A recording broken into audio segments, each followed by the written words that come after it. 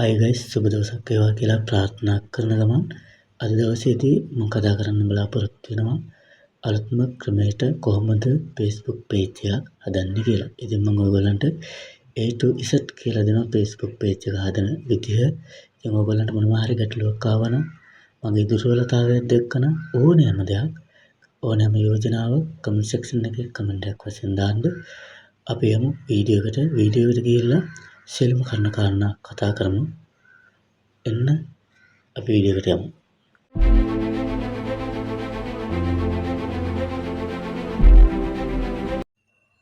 ඔයගොල්ලෝ ගන්න තමන්ගේ ෆෝන් එක අතට ෆෝන් එක අරගෙන තමන්ගේ Facebook app එකට යන්න ඕපන් කරන්න. ඕපන් කරාට පස්සේ මේ වගේ ඉන්ටර්ෆේස් එකක් ලැබෙවි. ඒ දකුණු පැත්තේ ඉර කැලි තුනක් හෝ රවුම් අයිකන් එක ඇති ඔයගොල්ලන්ගේ ඒක ටච් කරන්න. ඒ ටච් කරාට පස්සේ ඔයගොල්ලන්ට ලැබෙන්න පුළුවන් ඊළඟ මෙන්න මේ වගේ ඉන්ටර්ෆේස් එකක්. මේකේ මේ page කියලා තියෙනවා මෙල හරිය නැත්නම් යට එහෙම නැත්නම් මේ සීමෝ කියන බටන් එක ප්‍රෙස් කරන්න. ඒ සීමෝ කියන බටන් එක ප්‍රෙස් කරාට පස්සේ පල්ලෙහෙන් තියෙන්න පුළුවන් මෙන්න මේ page කියන අයිකන් එක තියෙන්න පුළුවන්. ඊට පස්සේ ඔයගොල්ලෝ page කියන අයිකන් එක ටච් කරගන්න. ඒ ටච් කරගත්තට පස්සේ නැවත මෙන්න මේ වගේ ඉන්ටර්ෆේස් එකක් එනවා. ඉතින් මේ ඉන්ටර්ෆේස් එකේදී තමයි මීට පෙර page හදලා තියෙනවා නම් ඒ page ටික පෙන්වන්න කරනවා. එහෙම නැත්නම් වම් පැත්තේ උඩම කෙරවලේ තියෙනවා create කියලා. ඒ create කියන බටන් එක ප්‍රෙස් කරන්න. ප්‍රෙස් කරාට පස්සේ මෙන්න මේ වගේ ඉන්ටර්ෆේස් එක නැවත ඔයගොල්ලන්ට බලා ගැනීමේ හැකියාව තියෙනවා. ඊට පස්සේ අපට මෙතෙන්ට මුලින්ම දෙන්න තියෙන්නේ තමන් අදහස් කරන එක තමන් නිර්මාණය කරන්න බලාපොරොත්තු වෙන page එකට නමක් දෙන්න. ඉතින් මම මේකට දෙනවා සිංහල වදන් කියලා. මම සිංහලෙන්ම type කරනවා.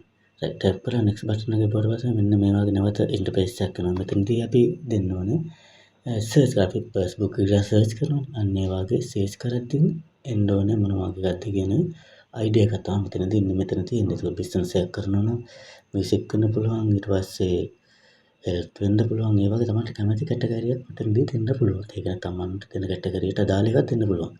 right මම මෙතනදී දෙනවා motivation speaker කියලා දෙනවා. ඊළඟ next button එකක් දෙනවා. දීලා වුණාට පස්සේ ඊළඟට දෙනවා general information ටික දෙනවා fill කරන්න.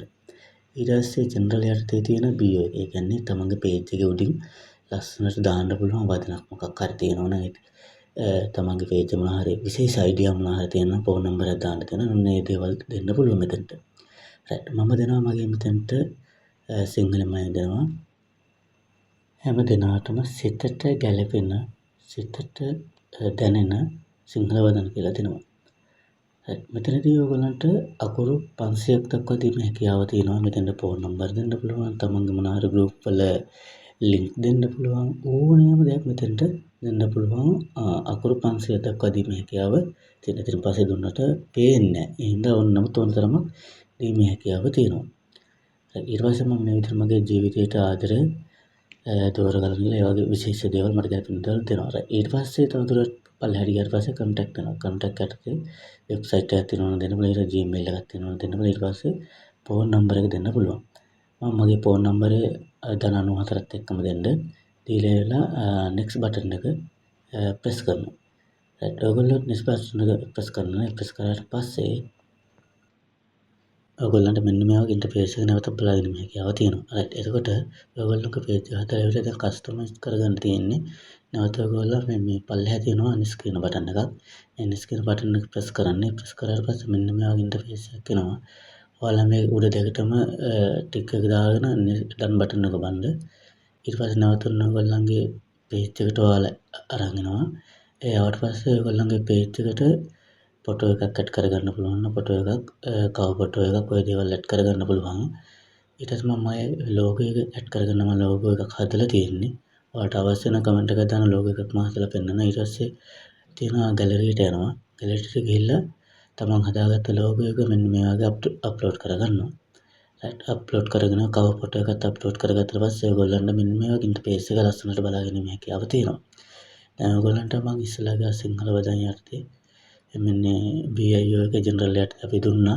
මේ තියෙන හැම දිනකටම සිතට ගැලපෙන සිතට දැනෙන සිංහල වදන් ජීවිතයට ආදරේ දොරගලන සිතවිලි කියලා අන්න ඒ වගේ ඔයගොල්ලන්ට කැමති දෙයක් එතනදී ඔයාලට පේන්න හදන බල ගොඩාක් ලොකුවට කරාට පස්සේ ඔයගොල්ලන්ට මේකේ පේන ප්‍රමාණය අවම වෙනවා අඩු වෙනවා. එන සියලු දෙනාට පේන්න පොඩි කෑල්ලක් දැම්මම හොඳටම ඇති. එහෙනම් ඔයගොල්ලන්ට මේ මම අලුත් ක්‍රමවේදයට පේජ් එක හදන විදිහ මේ කියලා දුන්නේ.